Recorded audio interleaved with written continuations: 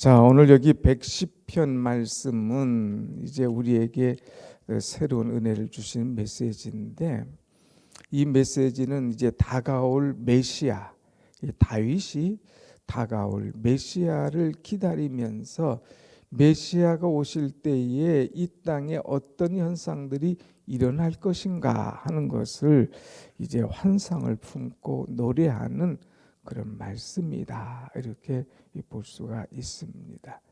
이 메시아 되신 그리스도, 그분이 어떤 분이신가, 그분이 어떤 모습으로 이 땅에 오실 것인가. 다윗은 이미 오실 메시아를 기대를 한 거예요. 그분에 대한 꿈을 갖고 소망을 갖고 나아가는 그런 모습을 볼 수가 있습니다.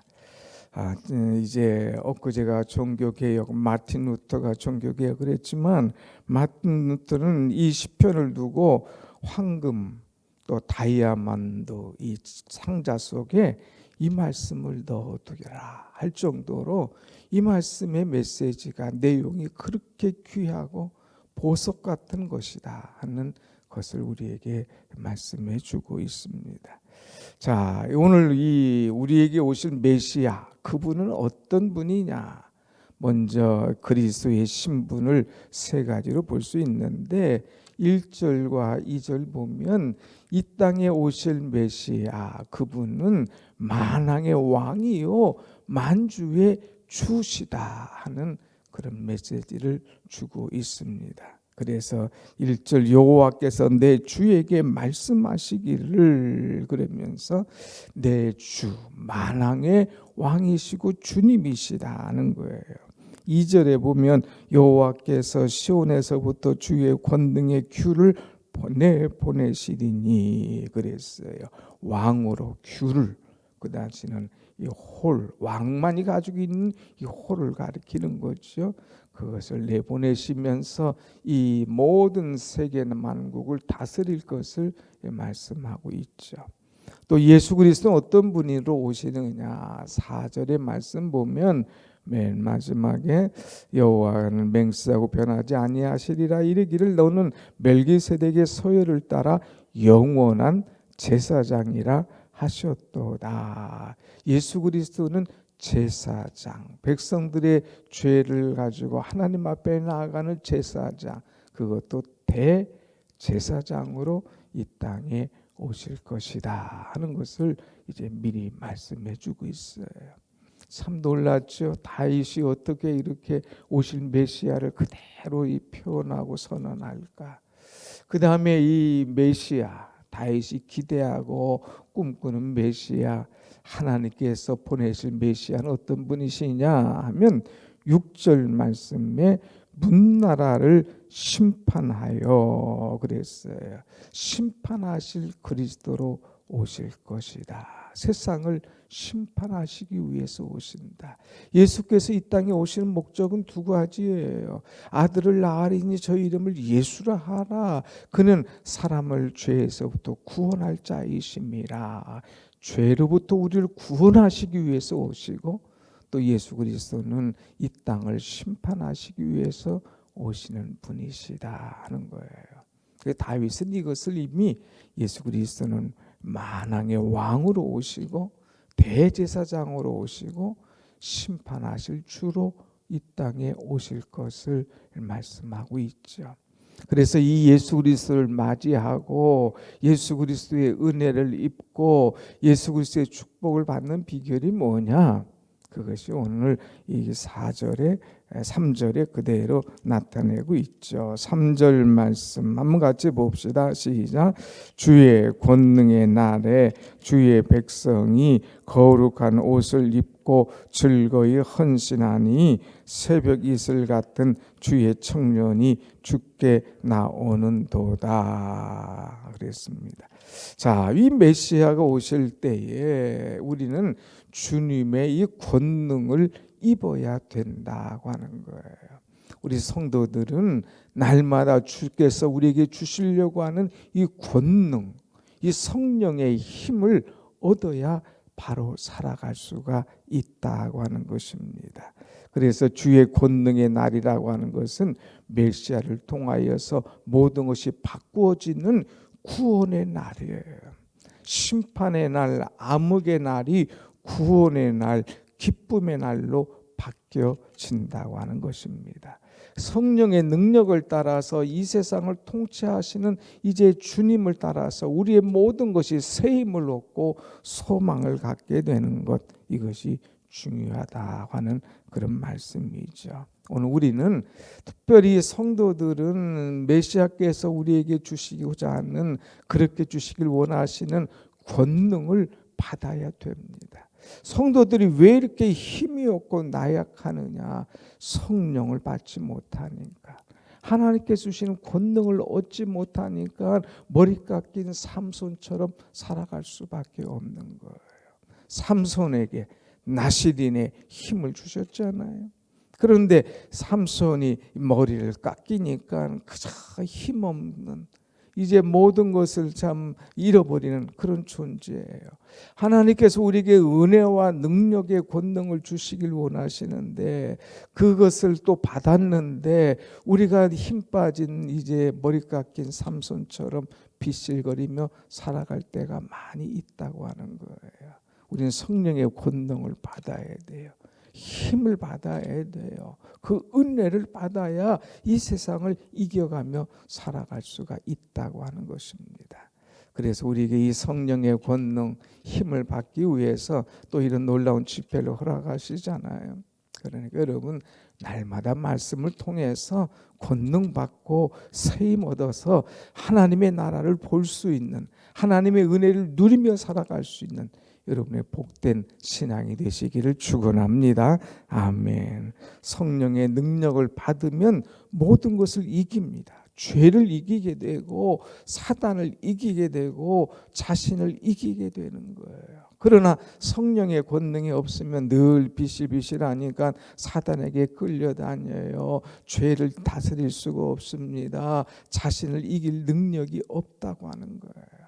성령의 권능 받으면 이 모든 것을 뒤집는 역전의 역사가 일어나는 것이죠.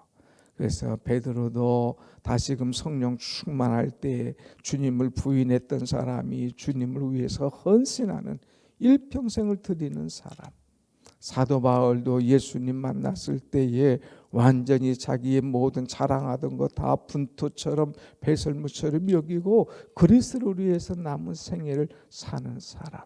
성령의 권능 받으면 새로워지고 변화되는 줄로 믿습니다. 아멘.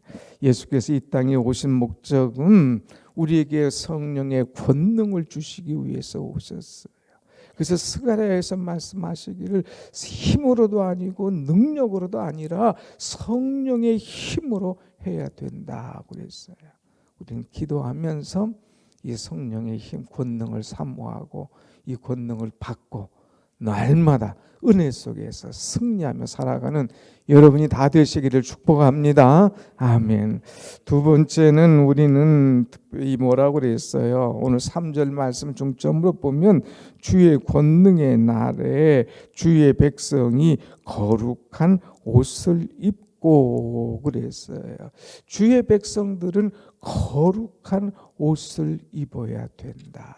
사람이 어떤 옷을 입느냐에 따라서 그 사람의 이제 모습이 나오고 그 사람으로 이 판정이 되는 거예요. 내가 군복을 입으면 멀리서 봐도 야 저기 군인이다. 경찰복을 입으면 멀리서 봐도 야 저기 경찰이다. 소방서 이 옷을 입으면 멀리 봐서 봐도 야 저기 소방관이다 얘기하지 않나요? 그러니까 멀리서 봐도 누가 봐도 나를 판단할 수 있도록 야 저기 그리스도인이다, 야 저기 신앙이다 얘기할 수 있을 정도로 그리스도의 옷을 입어라고 하는 거예요. 오늘 여러분, 오늘 우리는 무슨 옷을 입습니까? 이제 날이 추워지니까 우리가 옷을 하나씩 겉옷을 입잖아요.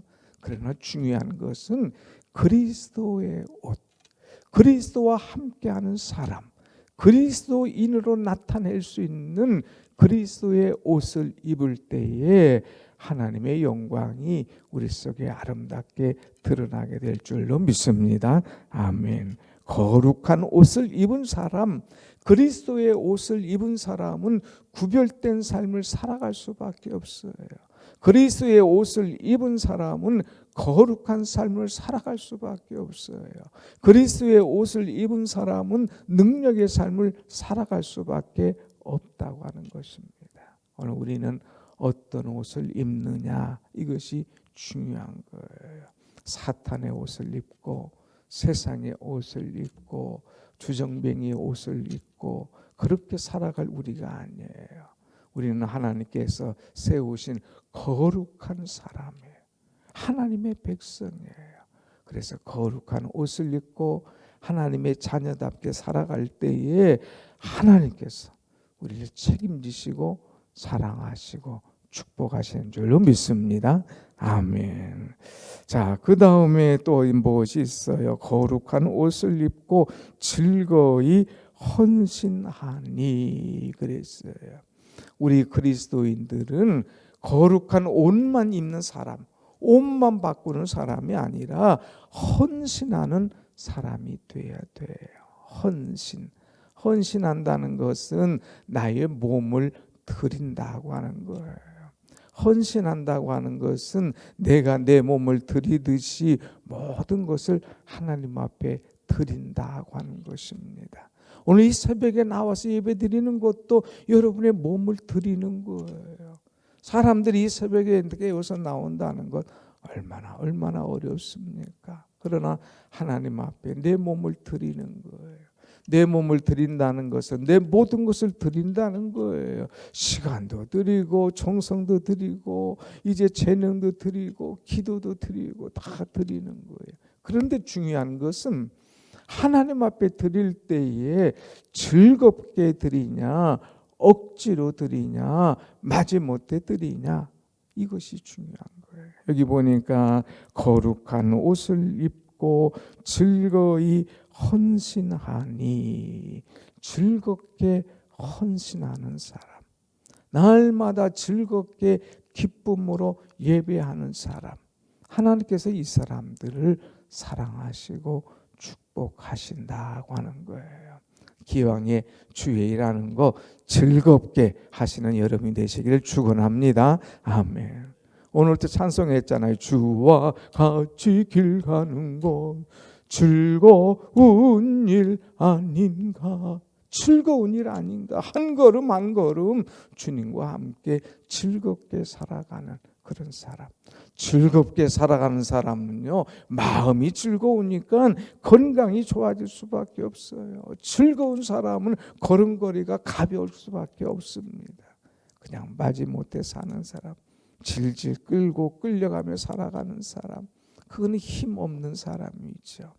오늘 이 새벽에도 즐겁게 나오시고 오늘 하루 종일 즐겁게 사시고 하나님 앞에 나를 즐겁게 헌신하며 살아갈 때에 하나님이 약속하신 은혜와 성령을 우리에게 물붓듯이 부어주실 줄로 믿습니다. 아멘. 그 다음에 우리가 하나님 앞에 어떻게 살아가야 될 것인가. 새벽 이슬 같은 청년들이 이제 죽게 나오는도다 그랬어요. 새벽 이슬 같은 청년처럼 살아가야 된다고 하는 거죠. 여기 두 가지 단어를 잘 봐야 돼요. 새벽 이슬 같은, 이것은 축복을 의미합니다. 이제 팔레스타인 지역, 중동 지역은 얼마나 더운지 사막 지역 아닙니까? 근데 그 사막 지역임에도 불구하고 이 풀이나 이런 식물들이 자라요. 그 자라는 비결이 뭐냐? 낮에는 그렇게 바람이 그냥 안 좋고 뭐 건조하고 냉볕이 뜨거워도 새벽이 되면 이슬이 내리는 거예요. 이슬. 그 촉촉한 이슬 내릴 때에 그것을 먹고 힘을 얻고 그것을 받고 자란다고 하는 것입니다. 새벽 이슬, 새벽 이슬. 이것은 축복을 얘기하는 거예요. 이 땅이 아무리 황무하고 이 땅이 아무리 힘들고 어려워도 새벽 이슬, 새벽의 만나 같은 하나님의 은혜가 있다고 하는 것입니다. 이건 하나님의 은혜요, 축복이요, 변함없는 이 말씀이요, 우리에게 주시는 선물이라고 하는 거죠. 오늘 사랑하는 여러분, 새벽마다 하나님께서 주신 이슬과 같은 축복, 만나와 같은 은혜를 날마다 얻으시기를 간절히 축원합니다. 아멘. 이 새벽 이슬과 같은 청년들, 그래서 청년들. 오늘 우리는 청년, 이 청년이란 뭐예요? 피곤함이 없잖아요. 청년들은 자고 나도 그냥 벌떡벌떡 그 다음날 일어나는, 기운이 넘쳐나는, 새 힘이 일어나는 그런 청년들. 하나님 앞에 나오는 사람은 하나님께서 새벽 이슬 같은 축복과 은혜를 주실 뿐만 아니라 이제 청년처럼 건강한 은혜의 사람이 되도록 역사하시는 것을 보게 됩니다. 우리는 늙은이가 아니에요. 우리는 하나님께서 은혜 주시는 청년으로 살아가는, 내 마음도 청년이고 내 몸도 청년이고 내 영성도 청년처럼 날마다 끌어오르는 그런 은혜를 받고 살아가는 우리가 되어야 된다고 하는 거예요. 그런 마음으로, 청년의 마음으로 우리는 어떠가야 될 것인가? 주께 나오는 도다 그랬어요. 한번 같이 합시다. 주께 나오는 도다. 주님께 나오는 사람, 머무르는 사람도 많아요. 주저앉는 사람도 많아요. 그러나 아니에요. 우리는 주님께 나오는 사람이 돼야 돼요. 자, 어떤 사람은 아주 심령이 약해요. 누구한테 뭔 말 들으면 심령이 약해서 어쩔 줄 몰라요. 사단이 뭐라고 하면 흔들거려서 그냥 어쩔 줄 몰라요. 아니에요. 우리는 기도로 다 이겨야 돼요. 세상 일이 어떤 일이 있건, 세상 사람이 어떤 일이 있건, 세상의 환경이 어떤 환경이 내게 오든 간에 우리는 다 청년처럼 그것을 이겨내고 이제 주님 앞에 나올 수 있는 믿음의 사람, 강건한 사람이 되어야 된다고 하는 것. 그래서 어떤 일이 있어도 주께 나오는 도다 그랬어요. 나오는 사람이 이기는 사람이에요. 나오는 사람이 승리하는 사람이에요. 하나님께서 나오는 사람을 기뻐하신다고 하는 거예요. 오늘 여러분, 우리는 오늘 메시지 특별히 3절 보면 주의 권능으로 그동안 뭐라고 그랬습니까? 이제 주의 백성이 거룩한 옷을 입고 주의 권능 받고 주의 거룩한 옷을 입고 그리고 나가서 즐겁게 헌신하고 새벽 이슬처럼 축복받고 청년처럼 강건하고 그 다음에 주님 앞에 믿음으로 나오는 그런 사람이 될 때에 메시아 되신 그리스도의 은혜 받고 능력 받고 복되게 살아간다고 하는 것입니다. 사랑하는 여러분, 우리는 새벽 이슬 같은 주의 청년이다 하는 것을 깨닫고 꼭 이 말씀이 청년들에게만 주는 메시지가 아니에요. 이 메시지가 꼭 다음 세대에게만 주는 메시지가 아니에요. 한번 같이 합시다. 우리가 새벽 이슬 같은 청년이다. 좀 더 적극적으로 해볼까요? 내가 새벽 이슬 같은 청년이다. 할렐루야. 아멘. 청년처럼 심장이 벌떡벌떡 뛰면서 하루가 힘있게 은혜있게 능력있게 살아가는 그리스도의 사람이 되시기를 간절히 축원합니다. 아멘. 기도하십시다.